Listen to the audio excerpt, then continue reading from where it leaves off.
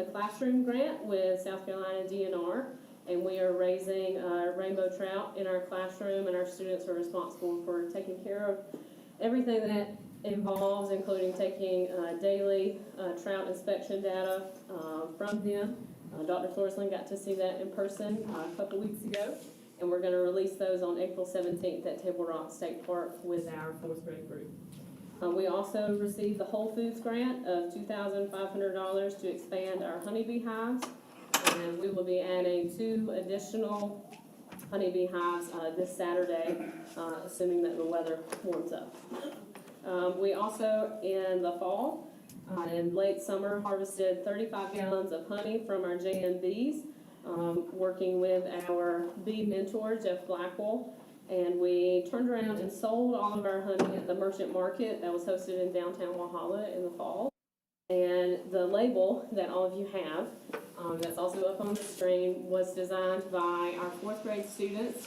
And what we did was we hosted a design challenge in STEM using Google Drawings, and each class selected one person to represent their homeroom, and then our entire school voted on their favorite. And so Melody actually won, and her label was printed out and put on every single honey label jar that was then sold to the public. We used that money to purchase 2 3D MakerBot sketch printers, and the gem that you all have was created by our 5th grade students using Tinkercad, and those are also given to our students as well. And those are gem keychains that they designed using Tinkercad. We also, I call it the collaborative / extension model as far as instructional planning goes. And this is where I follow the science and math instructional timelines that were made by our instruction department, as well as working with our teachers on what their class specifically needs. For example, right now I have a 1st grade group where one class is struggling to measure with inches, but another class is struggling to tell time in 1-minute intervals. So I'm able to provide tailored instruction for that extra 45 minutes that I have with them. And an example that this is working is that with our 4th grade SC Pass scores were raised 23.1% just in last year alone. So this model is working, and I fully expect that those scores will continue to increase this coming year as well. We also added more partnerships with our STEM program, and I like to highlight those as Walhalla Church of God, and Perfectly Imperfect Coffee Company, Alison Taco Truck, New Spring Church of Clemson, Golden Corner Church, and the Community Foundation of Greater Clemson. And these are just some of my favorite pictures from our STEM program. Across the top is the very first picture in my bright, colorful lab coat. That is Melody. She is the one that won our design competition, and of course she got a free jar of honey with her mom's permission. And the second picture, this is Jenna. She's in 5th grade, and we are harvesting our sweet potatoes that we sold to our faculty. And then in the third picture across the top, this is whenever our students were learning about our rainbow trout. And luckily, my father-in-law had a stuffed rainbow trout. I'm grateful for those great father-in-laws. And so, because a lot of our students have never been physically to a river or have never seen a rainbow trout in real life. So this is really bringing all of that learning to life. On the bottom, starting from the left, this is an example of a Tinkercad project that our 5th grade group worked on. This is a project where they had to create an avatar with an appropriate setting and then write a story about how that avatar came to be. So this one was called Snowmageddon, and so they created a story to go along with that on Flipgrid. The next picture, this is Lily. She is also in 5th grade.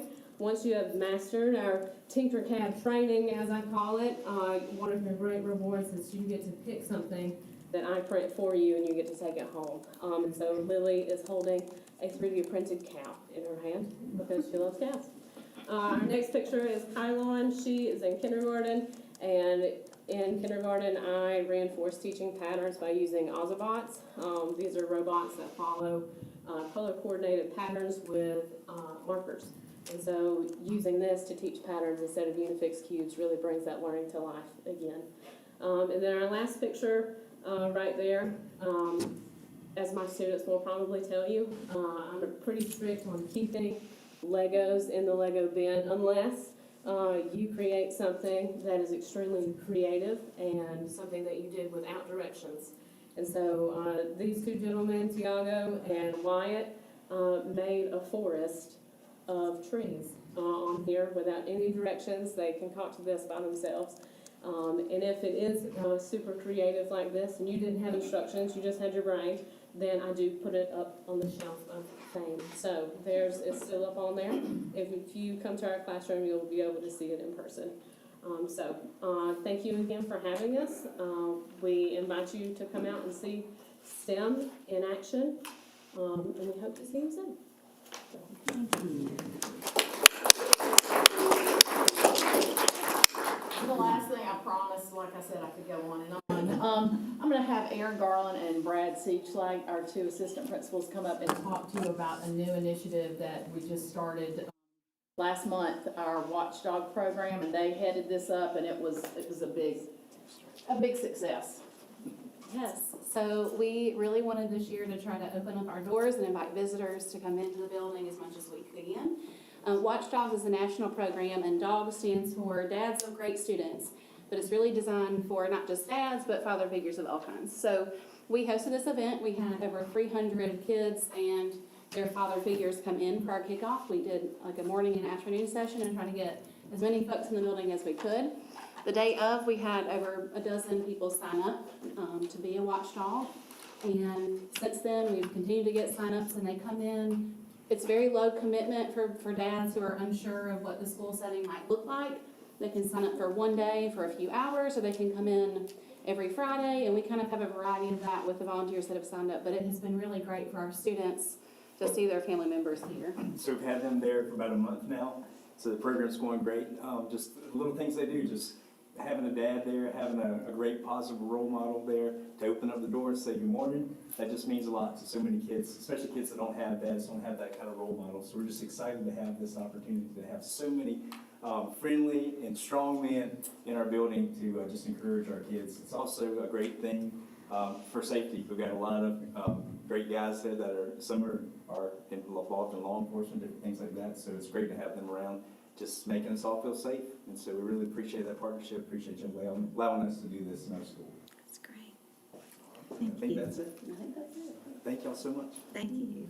So that's it for our long presentation, and thank you so much for giving us this opportunity. As you can see, I work with great people, and I just am humbled and really appreciate the opportunity to continue what they had started at JMB, and we're very passionate about what we do, and very talented teachers and students. So thank you for having us tonight. We really appreciate it.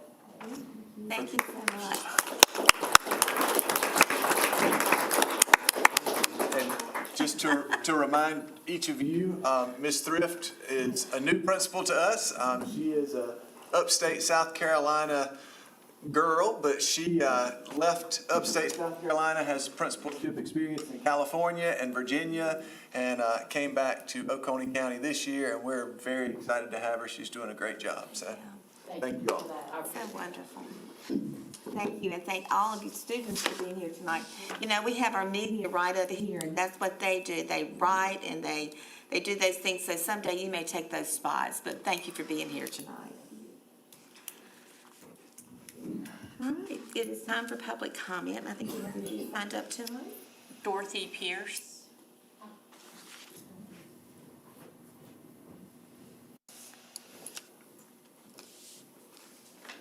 Hello, everybody. It's unfortunate that I don't have anything to show up there, but I believe that members of the board have already received my written PDF copy of what I would like to present today. Have it. It is a case that I'm putting forward about Seneca Middle School.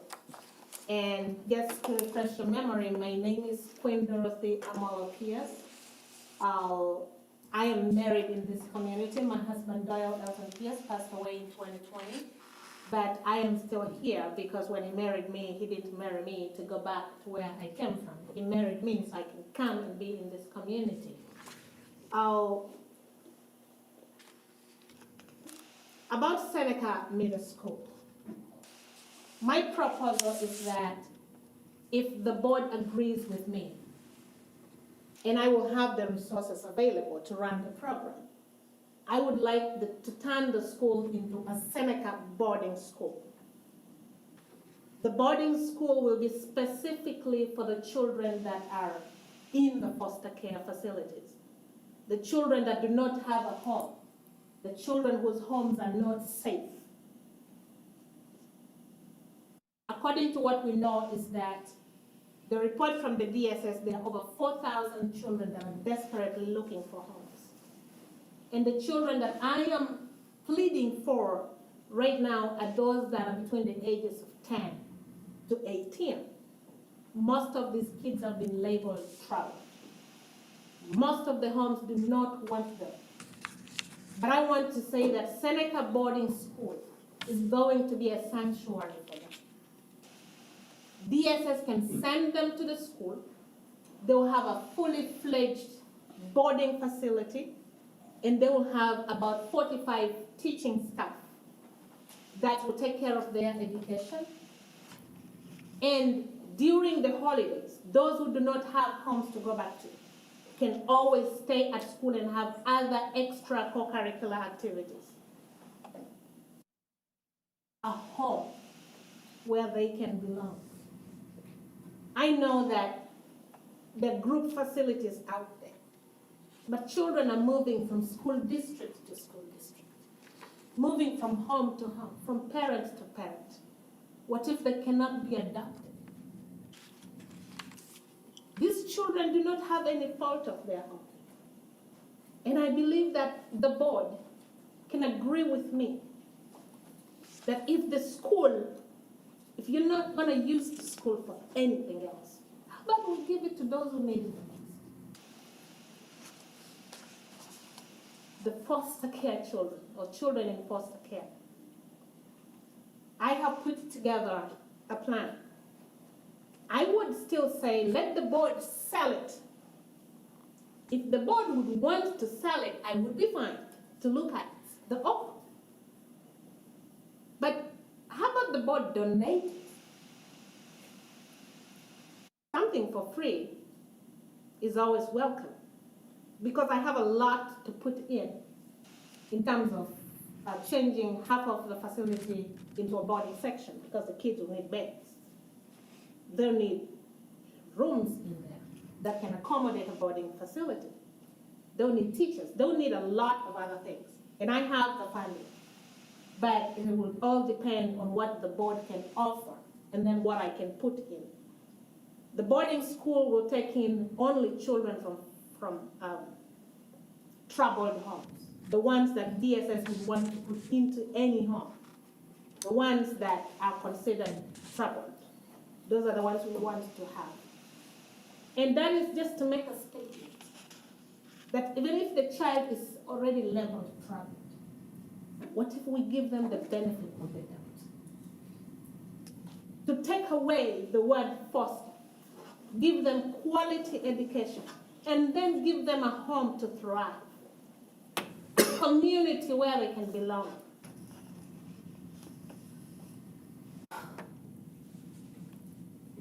I come from Uganda originally. And growing up, I had everything that I wanted for some period of time until I didn't have it, until my father was assassinated. And because I was poor for a few years, everybody blamed me for whatever they could. I was the only one that could look like someone that could do anything. And then my mother, for heaven's sake, God pulled her up again, and we became wealthy again. And then the blames were put on the poor children for everything else, because people look at you, and when you don't have anything, they judge you for who you are. But the children in our facility, in my facility, will not have the label of foster. We're going to educate them and then put them at the national level for high-profile competitions. It will be in Seneca. These kids will come from across South Carolina. It will not be limited to only children that are within Seneca or Oconee County. I think I have talked too much. Please look into that application and let me know if Seneca Middle School could be a good fit. And trust me, I will not hold you accountable in any way if you say no. If you say yes, look at my profile. I have been one of the best in my academics, the best. I have won 109 gold medals. In sports, I have been so lucky. What if I can nurture the children that have been considered, in quotes, useless in the community? Thank you for being Thank you so much. Mr. Luff? Thank you. Chair McCormick, board members, Dr. Thorson, Steve Hanvey, and the rest of the staff, thank you for the opportunity to share just a few words with you tonight. On behalf of the group that recently proposed converting the current middle school in Seneca to a ministry hub for the Oconee County area, I'd like to thank you for your consideration of that proposal. Our group works to coordinate, expand, optimize against a wide range of ministries and social services across the county. But we focus on partnerships and collaboration with individual communities, faith-based ministries, secular social service organizations, local governments. In this case, we had hoped to partner with the school district. The mission focus was the genesis of our proposal, and in our opinion, it offered a very unique opportunity to bring multiple nonprofits together in a single central location for Oconee County, and use a successful anchor partner in the Dream Center to be the hub. Unfortunately, we're not able to project the same vision we had for such a partnership with key stakeholders in the city of Seneca and the communities in the close proximity to the Seneca Middle School. While there were many there that agreed on the need for a ministry hub, there was a strong negative reaction to the location, the perceived detrimental impact it might have on the neighborhood's safety, home valuations, and restrictions on future Seneca recreation capacity. But to my disappointment, we seem to be in the minority on believing that together we could create all the sports facilities that were needed. We could impact those in need in Seneca, but more importantly, in the greater Oconee area. And to do this, we could do it in a safe and a community-friendly way. In a good faith effort to bring clarity to the amazing amount of misinformation that was generated by the proposal, we scheduled 4 open house sessions at the Dream Center in Easley for anyone to come and see firsthand the facility, the surrounding community, the impact they had made in that community, to be able to ask questions about their work and how all of that worked together. And 6 people took advantage of that opportunity to learn more, and we're thankful that they took the time to invest in learning that. We also set up a community meeting at Seneca Middle to share the overview of the Dream Center's work in Easley as it stands today, and how they currently partner in that building with multiple organizations, just like we had hoped to here. This was followed by a very lengthy question and answer session. About 75 or 80 people were there. And after the full group meeting ended, we had about 30 to 45 minutes of time we were able to have one-on-one and small group conversations. And I have to say that those discussions were most likely the most positive engagement we had of any time during this process. It's amazing when people can take time to engage and actually have discussions, even when you have differences, what can come from those conversations. And I'm very thankful that we had that opportunity. I'd also like to take a moment to thank Principal Liz McDonald. Her facility staff were incredible hosts, and I thank you so much for allowing us to have that meeting there. They were fantastic hosts. And soon after the community meeting was over, the volume and the tone of the Seneca community shifted in a direction that made it clear that continued pursuit of this project would only fuel more anger, more negativity, and more divisiveness to a level that was unacceptable. And quite frankly, it's not aligned with the partnerships that we know are required for success in a position like this. Contrary to one passionate person who suggested that I and the Dream Center and our partners in Oconee County were only trying to divide people, I can assure you that's very much the opposite of our vision and mission in Oconee. Our decision to withdraw the proposal was the right thing to do, given the lack of traction in building a partnership we know we required from the city of Seneca and the residents around the school. Our vision and mission, however, is still intact, and the passion we have to make an impact in the needs of areas of need across our county has not been diminished. We continue to build partnerships, and we hope we'll be able to find ways to partner with excellent organizations like the Dream Center and those like them, and bring them to Oconee if they can help us. We will continue to provide resources to those in our community that are doing a great job. They're already stepping into the people's lives, just like your teachers and your staff do every day in your schools. We'll do our best to challenge individuals and organizations that we work with not to settle, not to be satisfied with the status quo. We'll encourage those we work with to begin to imagine what can be done when we work together. Their organizations are willing to come together to actually discuss these differences that we might have and strive to find ways to work together. And I hope at some point in the future, if the opportunity arises for us to work with you in the school district, that you'll feel comfortable contacting us and you'll challenge us to be the partner that I say that we are. Thank you again for your time and patience. Thank you. That's it. All right, that is all of our public comment for tonight. Next on our agenda is a technology update from Philip Price. We're on the last slide. It's all right. I'll run it back. A whole lot more slides than I told you. Well, somebody start one of those 5-minute timers and I'll try to speed through. So thank you for the opportunity to update the board on technology. I am Philip Price. I'm the Chief Technology Officer. Began here July 11th in that position. And so it's my pleasure to share with you some of the things that have happened in those first 8 months of my tenure here as the Chief Technology Officer. We have had some changes in staff since the last board update last year. We have obviously a new Chief Technology Officer. We also have a new Director of Technology Operations, that's Taylor. And then a new Systems Engineer, that'll be Scott Vargo. And a new Software Engineer, Christian Pickens. Both of those were internal hires. And then we've also hired 2 new computer technicians. Both of those were hires from outside within the community. And so a lot of change in a department of approximately 16 people. That's a bunch of people who change positions, change roles, or are new to the department in the 8-month time period. And then immediately upon coming in, we began to set some team goals. So I want to share some of the goals that we set as a department. First is communication within our department, with administrators, and with teachers. As a former administrator, as a former teacher, I think one of the most important things that my department can do is to provide clear communication about what's going on, why it's happening, and to be available to provide that type of feedback. I'm not a person who's afraid of questions.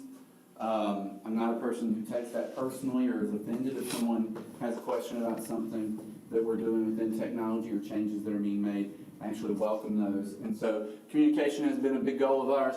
Visibility in schools, this includes myself, my technicians, and my engineers. Probably in the last month, I've been in easily more than half of our school buildings, just in the last month.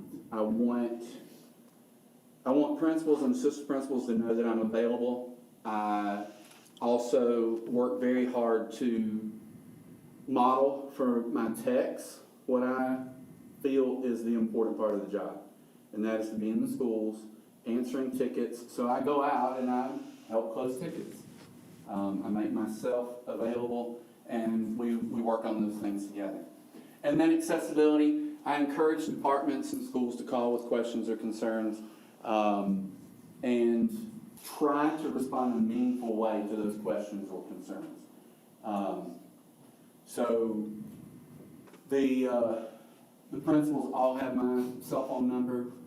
I give it out multiple times a year because we do have some changes that happen, administrators who change and things like that. But they pick up the phone, they call, and we talk over if they have questions or concerns or anything like that. Try to be accessible. So those are some goals that we set as a team coming in July. We had conversations about ways that we could improve as a department. we've had an incredible period of projects as I came into this position. I tell my team, I feel like we did about 5 summers worth of work in the first few months that I was over this department. So we replaced every teacher laptop in the school district, around 1,200 laptops. We worked on that summer. I'm not gonna lie, through the fall as well. So we tried during the summer to get all those taken care of. It was a monumental task. There were some folks who were out of town. There were some folks who didn't want a new computer, some things like that. So it did take some time to get some of those things done. Some of them have legitimate reasons. They have very specific softwares and things like that. So we've tried to work with that and make that change as minimal as possible. We also purchase and distribute devices for 1st, 3rd, 4th, 5th, 6th, and 9th grade.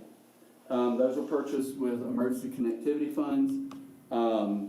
And it was around 3,900 Chromebooks. A normal year is around 2,000 for 1st, 6th, and 9th grade. So double the amount of Chromebooks plus our teacher devices. We also, an E-rate project was funded just after we started this year to replace all of our wireless access points as well as our routers and switches. Routers and switches are still in progress. They've not arrived here yet, but the access points did. And so actually just today, one of the reasons I'm a little more dressed down than I would normally be for a board meeting, we finished up the last building. Today. Bountyline Education Center, we replaced their access points today. And so all of our facilities have the new access points. And then the hope is for the routers and switches to be a summer project this coming summer. But we did finish that today. We are working to clean out the warehouse downstairs and some of our storage areas. We have devices, so I don't know how much you all know about my background, but I started in the technology department in Oconee County when I was going back and getting my master's to get into the classroom. That was 8 years ago now. And we had devices until tomorrow. We had devices down there that were devices I worked on when I was a tech 8 years ago. So we've been working through state contract to get rid of those through e-recycling, and those will be picked up tomorrow. So we'll say goodbye to the silver Samsungs and the leatherback Samsungs and a bunch of devices that I remember when I was a school tech. And then we also rolled out Identikid to every one of our campuses as well. One of the big things that's been a focus for our school district this year, and that my department has been able to come alongside of Ms. Hughes and Student Services, is to provide tools to make our schools safer. And one of those tools is the Identikid check-in system. So I don't know how familiar you are with that, but basically you come into a school, and as a person enters the school through the main entrance, there's a computer there, they scan their ID. If there are no issues, then it prints a badge. They put what they're there for, it prints a badge, and then the front office admits them into the school building for whatever their purpose is for being there. If there is a problem, then the administrators, as well as the SRO at that particular school, get an email. They do the research. They figure out, is this the person that Identikid thinks it is? There are some false positives. And if it is the person, then they're not admitted to the school. So it's been a great safety addition to our schools. This slide, when I worked on this one, I was like, I don't know. This is a typical day in SDOC technology. I went to 7-Eleven because that was my first day on the job, and 2/23 is the day that I pulled this information. So in that time period, we closed 3,415 help tickets. That was the 16 folks in my department closed 3,415 help tickets. The average response time was a little over 4 hours. That includes non-working days. So if someone submits a help ticket Friday at 5 p.m. and no one responds until Monday at 7:30, you can see how that would affect your average. We maintain 10 custom applications. Our help ticket is one of those, as well as school choice, discipline, dismissal, and a host of other custom applications that we keep running, as well as 107 servers, virtual or physical. Most of our servers are virtual now. We maintain 48 custom scripts. We roster and support 70 applications for students, teachers, and administrators within Clever, along with the help of Ms. Simmons' department in instruction. We provide support for 39,000 plus devices that belong to the school district of Oconee County that are in our technology inventory called One-to-One.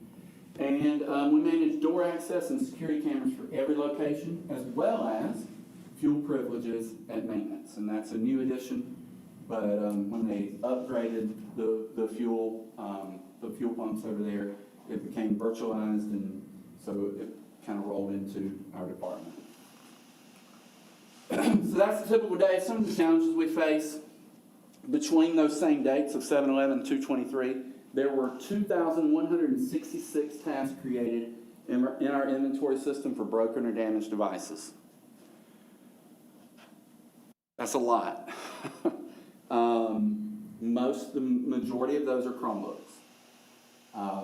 It is an issue. It's an issue that I'm having very open, honest conversations with administrators about, what we can do to help, what we can do to stem some of these damages.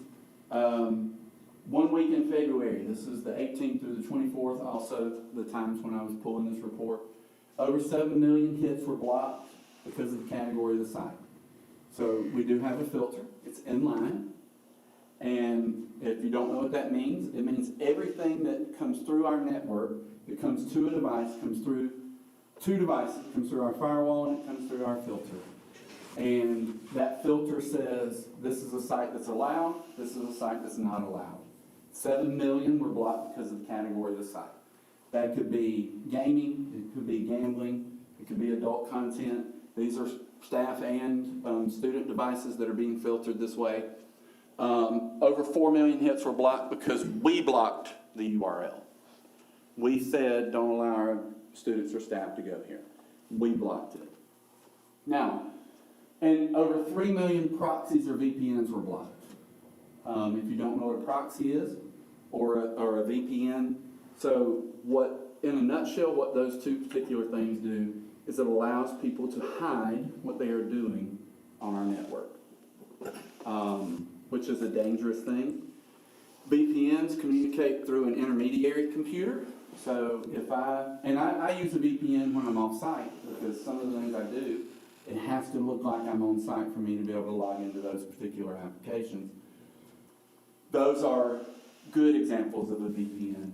There are also bad examples, and we see this from time to time where we have devices that are talking to a computer overseas, and what it does is it redirects traffic through that computer to hide from our network what is happening.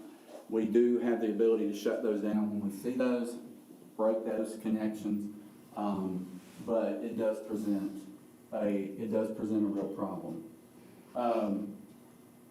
A lot of those 14 million some odd hits are social media. All of the social apps use different softwares, CDNs, proxies, VPNs. You don't have to know what all those things are, but what it does, it masks who the person is talking to and what they're trying to do. So a lot of that is social media, and we have social media blocked for students on our network. Staff do have access to some, not all, and it depends on the device. So staff on their personal device have more access than a student would, of course. And then on our devices, that access is limited a little bit more, and a lot more for students. All right. We do have some appliances that are approaching replacement. Our servers downstairs, they're about 5 years old. What we don't want to get into is a situation like some of our neighboring districts, and when I was here, that we had happen with our mail server. We don't want to get into a situation where things are dying and we're having to replace things in an emergency, because things get missed when you have to replace in an emergency. Our storage and our firewall are two other things that we are looking to hopefully replace. And then we need to purchase Chromebooks for the 23-24 school year. One of the things that have come up is teacher Chromebooks need replacing, as well as first, sixth, and ninth.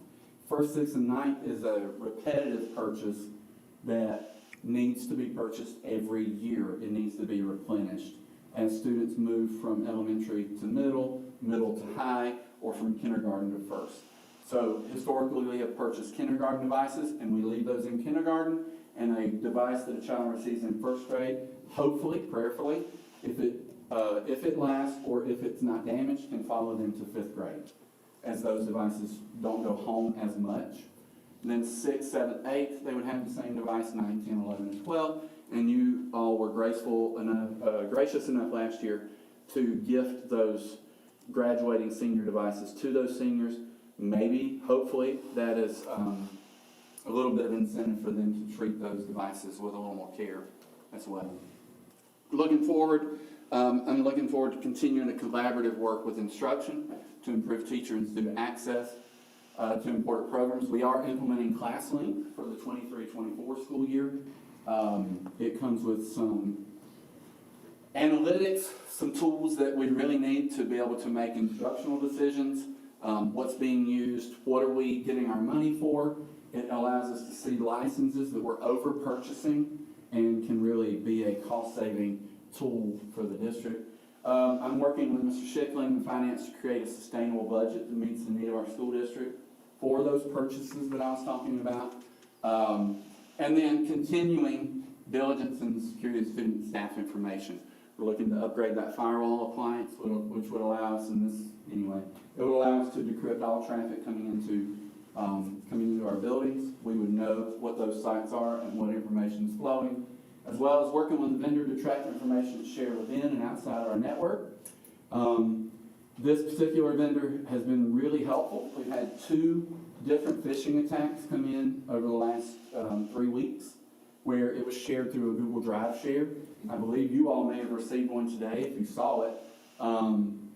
It came in, it looks like a Google Drive share. Then when you click it, it is asking you for your personal information, your username, your password.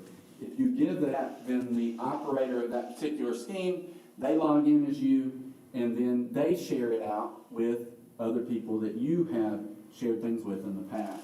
And so it becomes a vicious cycle. We were able to break those shares, quarantine all those emails, so if you didn't see it, you shouldn't see it at this point. And each of those 2 times, we've had teachers who've shared their usernames and passwords with folks from outside. Now, luckily, we were able to catch it very quickly. We got those passwords changed, and we were forward-thinking and have enforced 2-factor authentication. So if someone else tries to log in as Philip Price or my SDOC email, it pops up on my phone and says, "Is that you?" And hopefully I'm gonna know, no, that's not me. I'm gonna click no, and I'm immediately gonna go change my password. And we're also working with the vendor to better visualize the threats to our backbone, our servers, our backups, and all the things that keep us running. And then continuing to communicate with administrators and teachers in a respectful, timely, and professional manner. Those are the things we're looking forward to making happen, trying to be forward-thinking and continue to push our school district forward. And so I actually had asked Ms. Simmons if she would join me for this last part of our presentation. So I'll give you the clicker because I think you're going to do the first few slides. I am. Well, I'm excited to be here with Philip tonight. Our departments have been working very well together this year, and we're going to highlight one of the opportunities that our departments work together on called Tech the Halls. And so this is not only a collaboration between our 2 departments, but it's also encouraging our teachers to show off their technology integration that they've been doing on a regular basis within their classrooms with their students. And so it has been very exciting. As you can see, these are our people from our 2 departments. The whole back row is from technology, and then Philip's down there in the front. And the ladies in the front row are from the instruction department. They team up and they go out to the schools where we have participants participating in Tech the Halls. They get to see the displays, they do all of the ratings for those, and the kids just love to see them all dressed up and festive as well. So this year we had 34 participants from 12 of our schools, and they are going out usually right before Christmas break is when we do that. We have a winner from each school, and then we also have 3 district winners as well. So those 11 judges from our departments went around and got to see all of the great displays.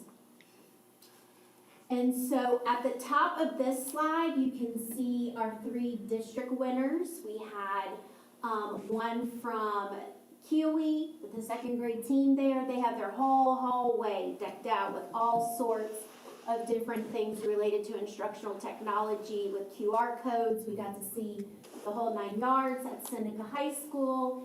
Paige Descrula was there as one of our district winners, and at Jameson Brown, Catherine Green, and she has a couple of her students there with her as well. You can see the variety of schools that had first place teacher winners from the classes there, and some more honorable mentions as well. So lots of variety from elementary, middle, and high school.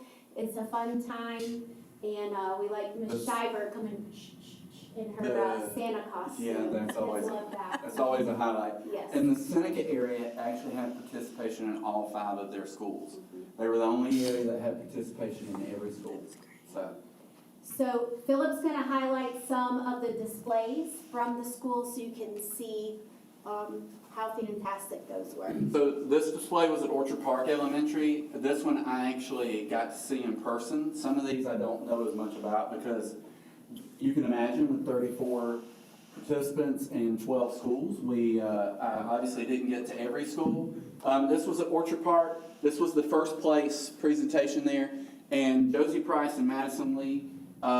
Josie is the media specialist there, and so they made something that flowed through every grade level.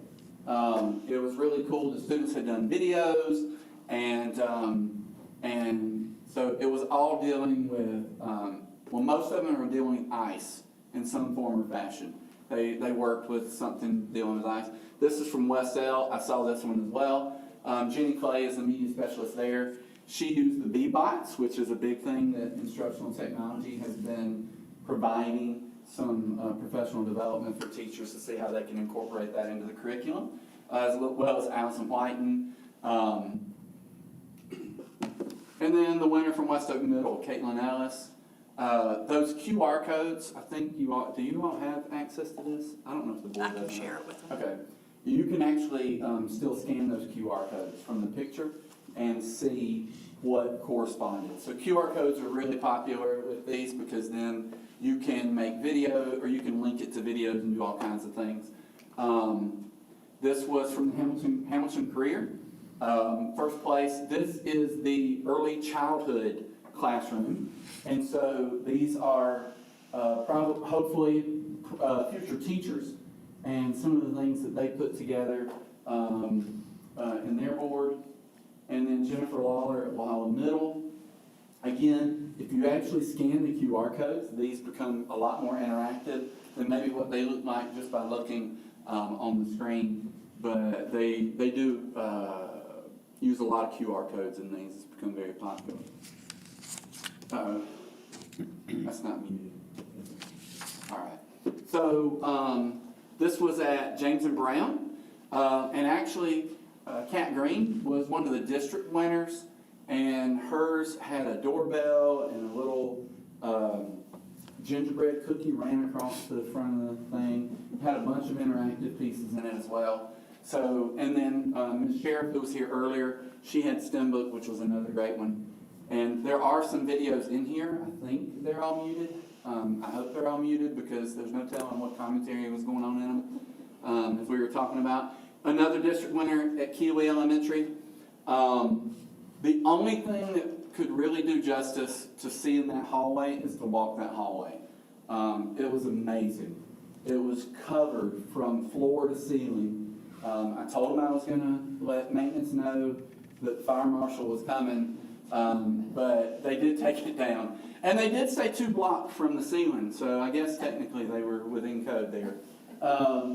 But it was an amazing display. Every year, they put something together as a grade level.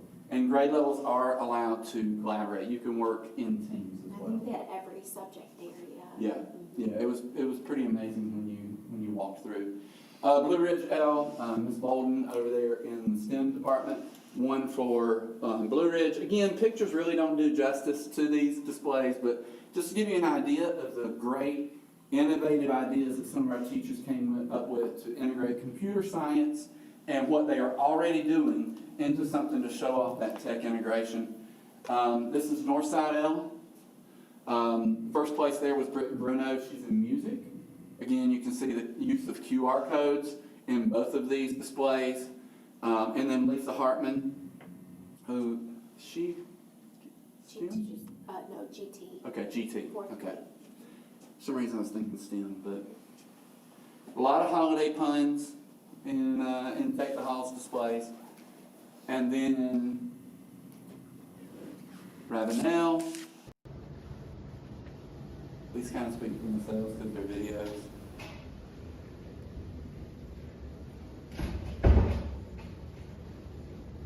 Again, you can see the use of QR codes to make videos available instead of having a bunch of iPads or something out in the hallways.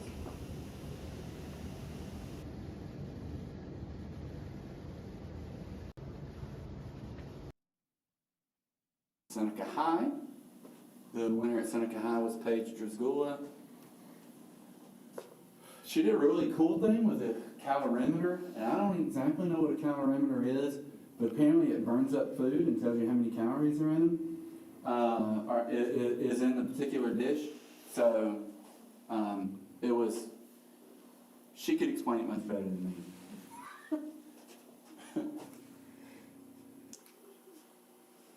And then Seneca Middle, first place, Tiffany Ackerman, had her display on a 3D Christmas tree. All right, and that was it for Take the Halls. Thank you for your time. Does anyone have any questions for me? All right, thank you very much. Next year, we'll let board members help you judge, and maybe we can let Ms. Shiver share her costume with a board member to go around and. Maybe we can have some elves, I don't know, like reindeer or something. That would be great. All right, thank y'all so much. Thank you. You've already got Buddy the Elf over here. Yeah, Where'd he go? Oh. All right, Dr. Thorsland, it's time for your report. Yes, and I just want to applaud a basketball team that had a lot of success. Of course, our middle school teams don't compete on the state level, so we kind of reserve some of the presentations here for state level champions, but they did go undefeated in our region this year. Didn't lose a single game. Some very talented young men there at Seneca Middle School, and just wanted to applaud them for their efforts. And see, their coach is actually a teacher at Ravenel who comes up to Seneca Middle there, and also in our administrative cohort. So just excited for the team at Seneca Middle and their success this year. And we'll stay in the Seneca area for the next thing. Of course, all of you are aware of this because you were at the South Carolina School Boards Association meeting at Hilton Head a few weeks ago. But all of the school board members from around the state got to see a video from the chorus at Seneca High School, the Madrigal Group. And we were going to share that. It's about a 3-minute video just to showcase talent amongst our students.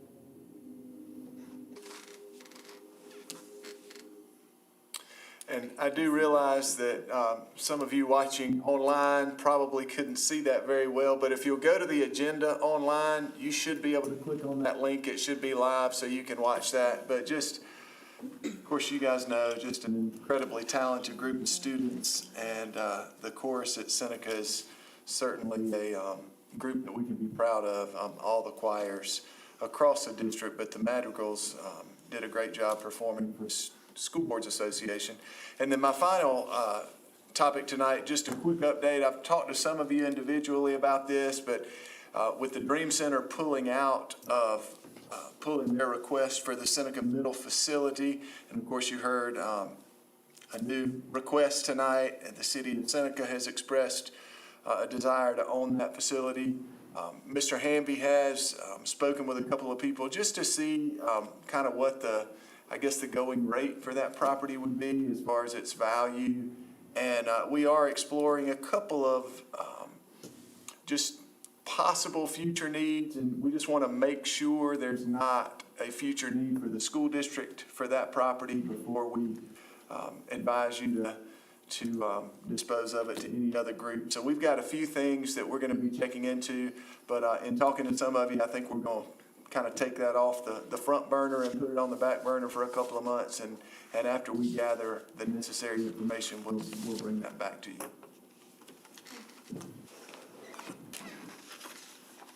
All right, we have our February financial report, and Mr. Schickling, what can you tell us about that? February is a big month for county collections, so you'll see the top line for the local tax revenue between property relief from the state and local collections, both fee and lieu and ad valorem. We're looking at $32.5 million of revenue collected. So very good month on the revenue side. And then on the expenses, again, it's just your, generally speaking, just traditional payroll expenses and, normal costs of operation. And in looking at the disbursement report, again, some of the larger items there are continued construction at Seneca Middle School for 2.7 out of those $4 million of disbursements. Some food service management fees accounts for about $400,000 as well. And then some investment in some equipment, and then normal operating, utilities, fees, insurance premiums, things of that nature. So I'm happy to answer any questions if you've got them. I also would note, Mr. Price talked about technology today. Some of the items that he was talking about install, you saw the terminology Emergency Connectivity Fund. That's a federal stream of revenue. We've utilized CARES Act and ESSER, federal stimulus funds to procure some devices. So on the expenditure side, when we look at a first read of the budget in the coming months, first and second read and so forth, I would anticipate that we'll see some growth in the technology area, because when those federal funds expire and are not available for us to refresh some of these devices we've purchased, they do have an end of life. And so we'll be looking to build into our budget the required funding to continue to sustain those programs. I also would note that on the revenue side, the state, based upon the first 45-day counts for pupils, has readjusted the new funding formula that was talked about at ASBO this week a little bit. South Carolina ASBO is the Association of Business Officials. And that recalculation, along with the inclusion of some of the state funding to support our healthcare costs, has led to a recalculation of that formula. So we unfortunately has actually seen an increase in our enrollment relative to the rest of the state, but saw a slight reduction in our revenues. So I still anticipate that we'll end the year with a net surplus. Certainly not like we did last year, but I think we'll be in positive territory. But we did see a reduction of about $500,000 of revenue. And the majority of districts across the state saw a reduction based on that recalculation. So conversations are going on as to should there be a freeze to that formula in the middle of the year so that districts don't get that type of news in the future. But I think that's above our ability to render any impact right now. sorry to ramble on some things that I thought you just might want to be updated on. And again, if you have any questions, I'd be happy to answer.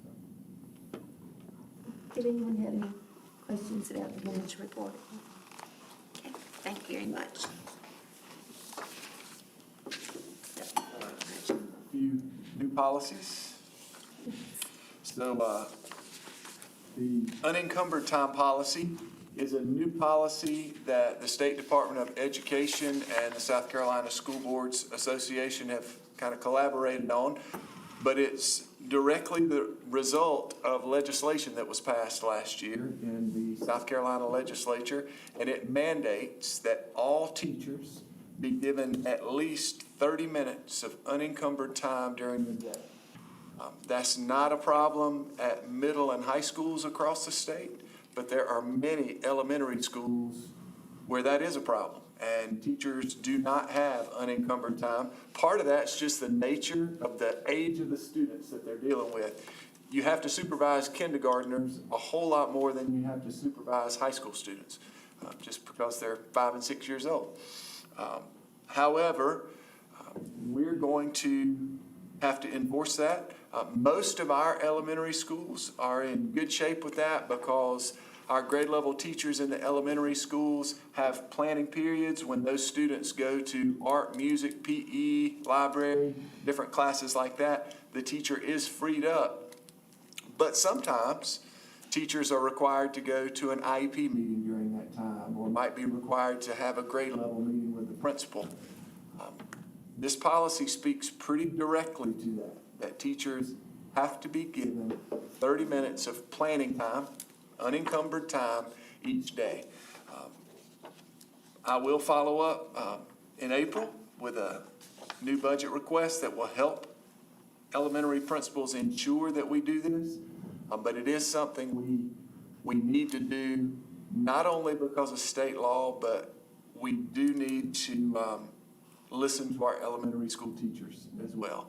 And as Ms. Simmons and I met with the elementary schools in particular back in the fall, that's something we heard, that time is hard to come by in elementary schools, and we want to honor that as well as comply with this law. So you can read through those, but that's coming straight from the state of South Carolina. 3 different organizations that we listen to: the legislature, the School Boards Association, and the State Department of Education. Any questions about that policy and the administrative rule that accompanies it? And then we put homeschooling back on the agenda after discussing it quite a bit in the fall. I have spoken to the general counsel at the State Department under Molly Spearman. Last week I spoke to the new general counsel for the State Department with Ellen Weaver's administration. And although I am going to share the policy with them just so they can review it a little more closely, and the general counsel for the State Department is not technically in their job responsibilities to give school districts advice. We have our own legal counsel for that, but I did want to run it by them. And I believe the way that we have it framed is going to be what we recommend as an administration to you. If you remember, in the fall, there was some concern about the amount of money that we were charging for homeschoolers to take classes in our high schools and middle schools. I would still argue that we're not violating the equal access law by doing that, because it is curricular, it's not extracurricular that we're charging for. We did make a few tweaks based on conversations we had with several homeschool families, and the tweaks I'll mention to the policy. We want to open junior ROTC up to any student, homeschool or public school, because that is partially funded, about 50% funded by the federal government. And we want that program to be accessible to any high school age student that's in our county. So we did remove the fee for that. We did put a clause in here that says if a homeschool family wants to participate in one of these classes, that's allowed. and they just can't afford it, they can fill out a free and reduced lunch form, not because they're gonna be taking part in the lunch program, but because that could show that the family meets the federal government poverty levels. And if they do, then we'll reduce the cost and implement a monthly, pay schedule for them so that it's not a one-time hit to take the class. So we put those two things in, and we think that that will, hopefully accommodate some of the concerns. Did I miss anything on that?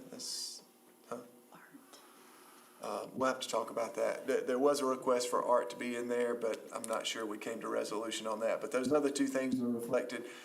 This would be up for first reading, so we can check on the art before next week. So there'll be 2 times that you'll read it next week, and then again in April before it will be official, so we'll have time. Please let us know if you see anything that didn't capture your intention as we discuss that in the fall, but since it's on the agenda tonight, and then will be for the next 2 meetings, plenty of time for others in the community to share thoughts if they desire.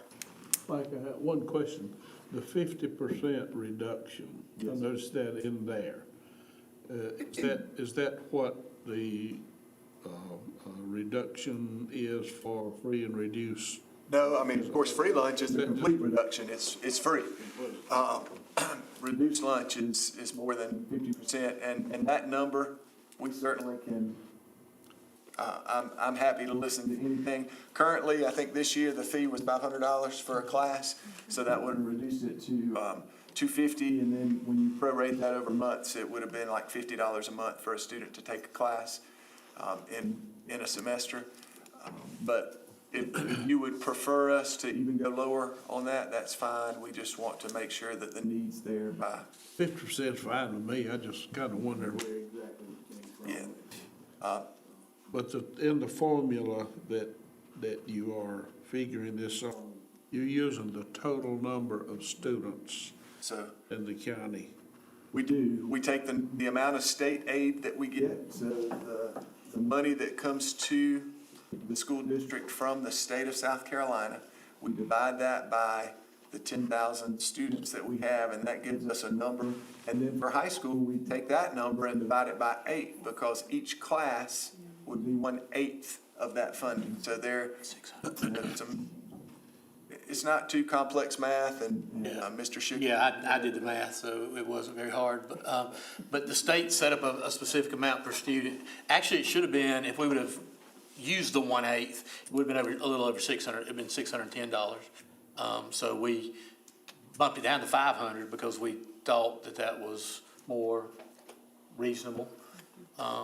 And we wanted people to have the opportunity if they want to do it, but, we don't get any funding locally from that, so that's why we do it that way. On the elementary, you said you used the 8 because the 8 periods during the day to come up with the amount.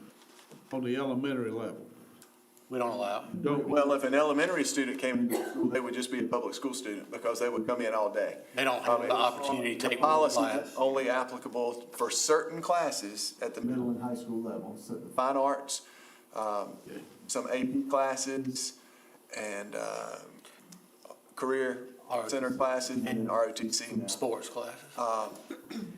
And again, we could tweak it now. Ellen Weaver, our new state superintendent of education, I'm not sure if it'll make it through the budget process, but she has asked the legislature for some money that would be kind of a competitive grant type thing for school districts to do innovative projects. I told her general counsel the other day, if we could get some funding for that to fund these 1/8, I'd be happy. It's fine with me. If the state wants to fund a homeschooler to come take a class each semester, I've got no problem with that. So we would be open to having conversations like that if that's something you wouldn't mind us exploring. But anyway, that's kind of where we are. But as far as our policy and kind kind of the school district responsibility. That's kind of what we came up with. Thank you, sir. And that is all I have. Well, I encourage each of you to read over these very closely because we will be looking at them the next two meetings, and if you have any changes, please make your suggestions. It's time now for board member comments, a section we have added. So does anyone have anything they would like to address tonight? Great. All right, then, I will entertain a motion to go into executive session for personnel items, employment recommendations, and changes. All right, we have a motion and a second. All in favor? All right, thank each of y'all for coming tonight. We will go into executive session, and we will be coming back out, but thank y'all for being here.